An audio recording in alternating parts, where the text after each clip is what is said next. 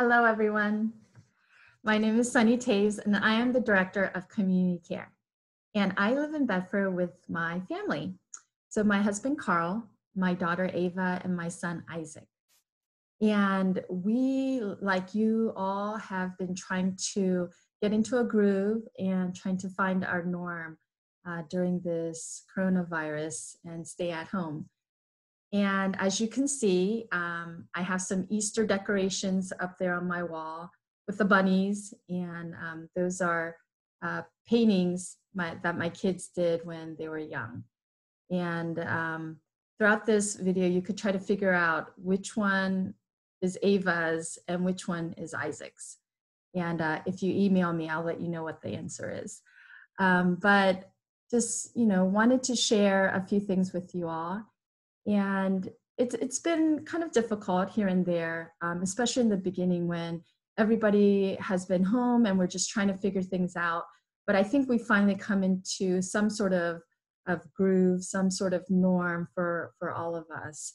And my daughter is upstairs on her computer trying to figure out things for school and having Zoom meetings with her teachers and classmates.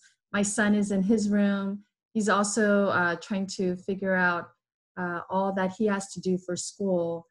And he had an early Google Hangout meeting with his teacher and his classmates. And my husband's upstairs working as well. So we're all kind of in our own spaces trying to figure all of this out, as you probably all know, as you're doing the same. And especially for working moms, we're working and we're trying to be present for our family, all the cleaning and lots of cooking, breakfast, lunch, dinner, and then you repeat, breakfast, lunch, dinner, and repeat. So I understand what you guys are going through, and we're gonna go through this together. And today I wanted to share a little bit about what I've been thinking about and what God has placed in my heart recently. In the midst of the coronavirus,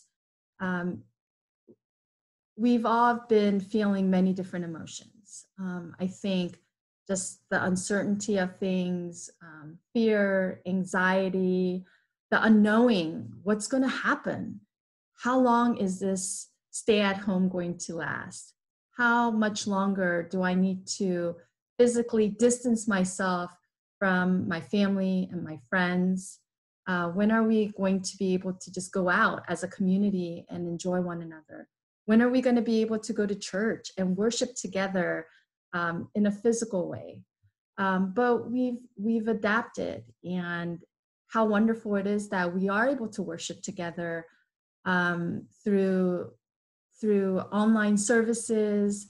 We're able to talk to one another and see one another through all the different technologies, Zoom, Skype, Google Hangouts, FaceTime, and that's been really, really nice. And it's hard to think of how our life was before all of this, and we'll definitely get back to a new norm.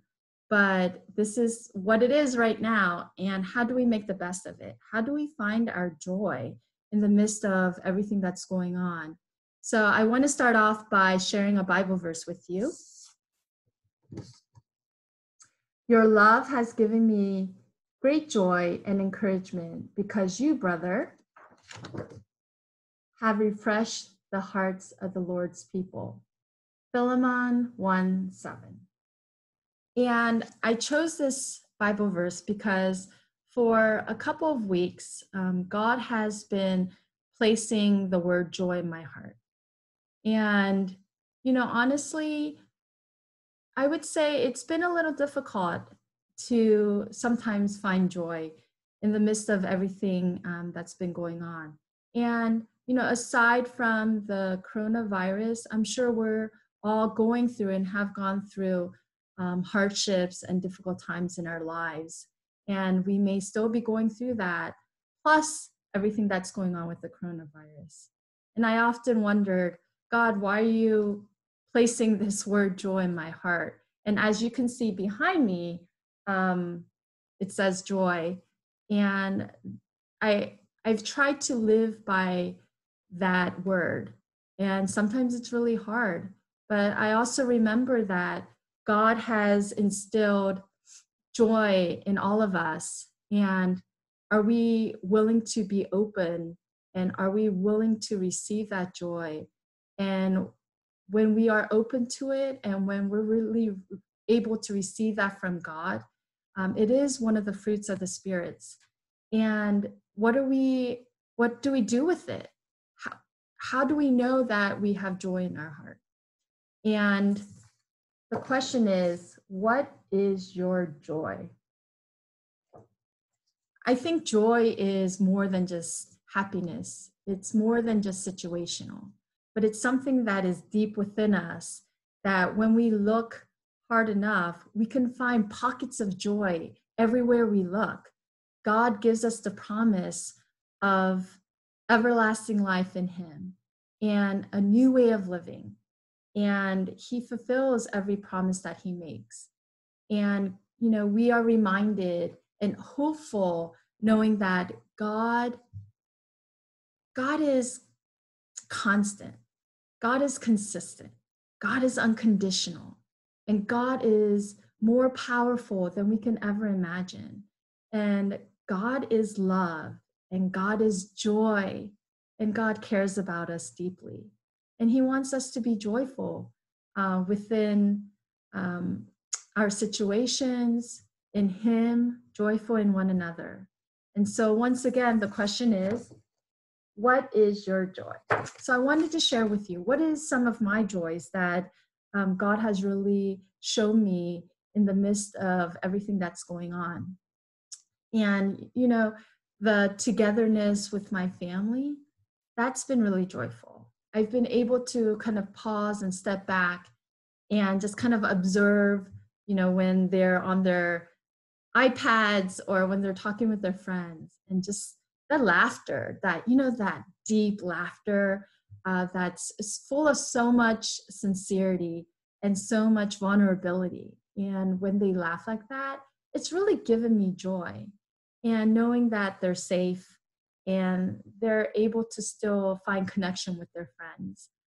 Some of the things that we've been doing to show our neighbors and our friends we care. We've been making care packages, and we've been delivering those to our friends. And so what they've been doing is we would drive to their friend's house. They would place the care package on their front porch.